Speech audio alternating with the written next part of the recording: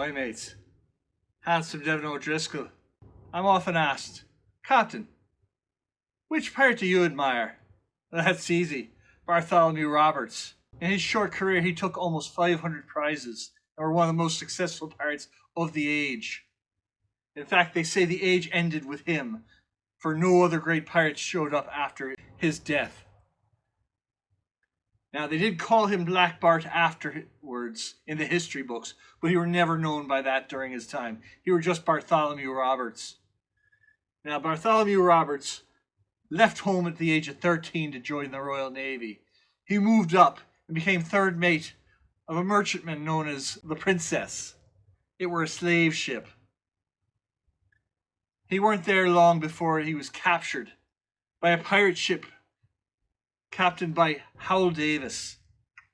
Him and a number of other men were pressed into service, but because of his skills with navigation and the fact that he spoke Welsh, he moved up as an officer. See, Howell Davis were also a Welshman, so they were able to speak in Welsh and have no one understand them.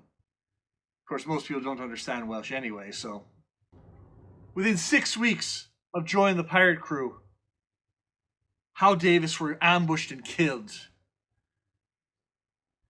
The crew elected Bartholomew Roberts as their new captain. He were not one for piracy, but he said, as I've already dipped my hands in muddy water, it is better to be a commander than a common man. Wise person, that Bartholomew Roberts.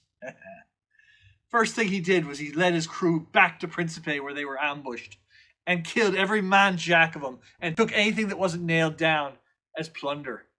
This won him the esteem of his crew that loved Hal Davis, and also got him the reputation that he were pistol proof. The first real raid they made was on the Portuguese treasure fleet.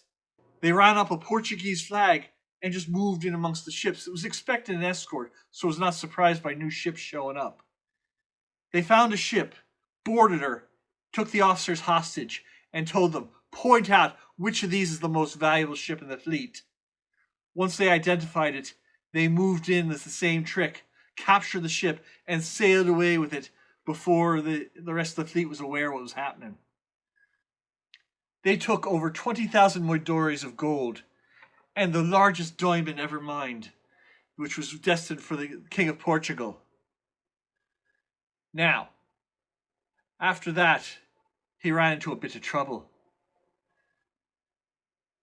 While cruising about the Caribbean, he was set upon by 2 pirate hunters hired by the Barbadian government. His ship were damaged badly and 20 of his men died in the escape. While they were making for port for repairs, he had to evade ships from the Martinican government. He made port and made repairs and then changed his flag. It was now a picture of him standing on a Martinican skull and a Barbadian skull, showing what little respect he had for him. He was given the opportunity to prove it later when he came upon the Martinican governor on a ship. They took the ship and hung him from the yardarm as a sign to all that he had no respect for any government, but especially those 2. Now, after that, he worked his way up to a place called Nova Scotia. He took many prizes along the way, but he finally made port in a place called Trepassey. He entered port with his flag flying and his guns blazing.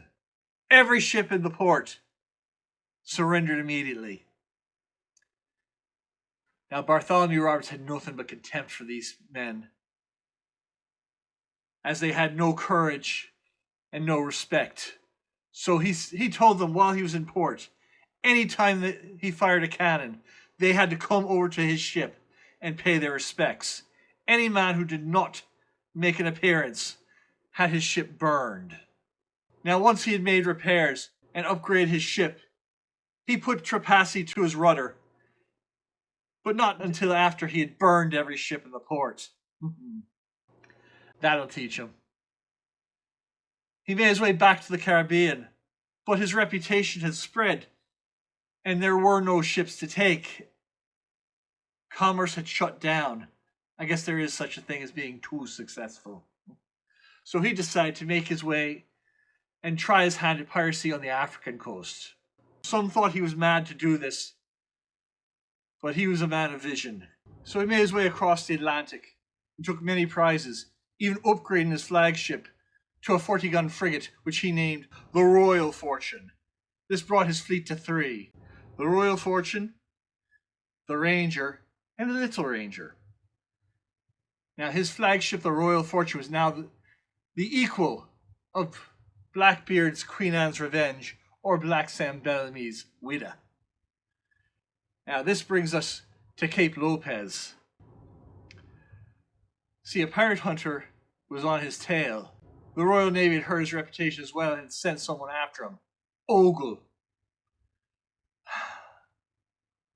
Ogle and his ship, the Swallow, pursued them and found them at Cape Lopez, where they were at dock, refreshing their supplies and taking a well-earned shore leave.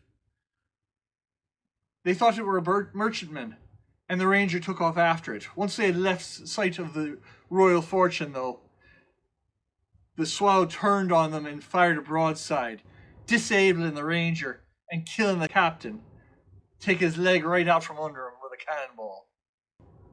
The Swallow then returned for the rest of Bartholomew Roberts' fleet. They all thought it was the Ranger returned, but a deserter from the Royal Navy recognized the ship and told Captain Roberts, "Oh no, that's the Swallow. Prepare for battle." And prepare he did. It is said, Roberts made himself a gallant figure at the time of the engagement, being dressed in a rich crimson damask waistcoat and breeches, a red feather in his hat, a gold chain round his neck, with a diamond cross hanging to it, a sword in his hand and 2 pairs of pistols slung over his shoulders. Now, you see, Robert's plan was simple. He would sail directly at the Swallow, get past him after taking maybe 1 broadside, and get to open water, where he could more effectively fight or run. Unfortunately, his helmsman lost his nerve, and as they passed, they slowed and took 2 broadsides, preventing the ship from continuing the plan. During the battle, a load of grape shot came across and killed Bartholomew Roberts. Took him right in the neck, and he bled out nearly immediately. He left orders with his men that his body should not be recovered by the Royal Navy, so they sewed him up in sailcloth, weighted the body, and threw it overboard. He would not have his body hung in display by the Royal Navy. It was never recovered. The battle continued for 2 more hours after that. But when the smoke cleared and the mainmast fell, his men asked for quarter and were taken prisoner.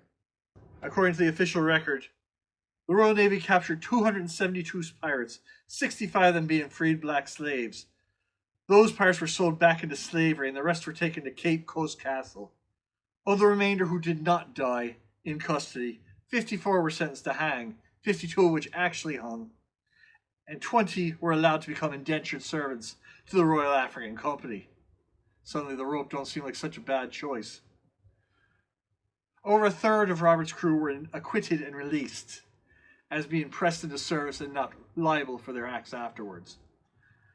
Captain Ogle was rewarded with a knighthood for his slaying of Roberts, and he also managed to take enough gold dust from Captain Roberts' cabin to retire quite comfortably. Ogle went on to become an admiral of the fleet of the British Royal Navy. The articles of Bartholomew Roberts were recovered because of the speedy end to the naval battle and the death of their captain. The documents did not have a chance to be destroyed and were later used in trial against the crew as proof of their crimes. This be the reason why most crews destroy their codes and any documents related to them, because it's always smart to destroy your evidence when you're committing crimes. As best I recollect, Bartholomew Roberts himself once said, "In honest service there is low wages and hard service. In our work there is plenty. Who then, when presented with the choice, would not become a pirate, when the worst that can happen is a short drop? Aye, a short life and a merry one shall be my motto." He lived that to the fullest, and that's why he is one of the greatest pirates that ever sailed.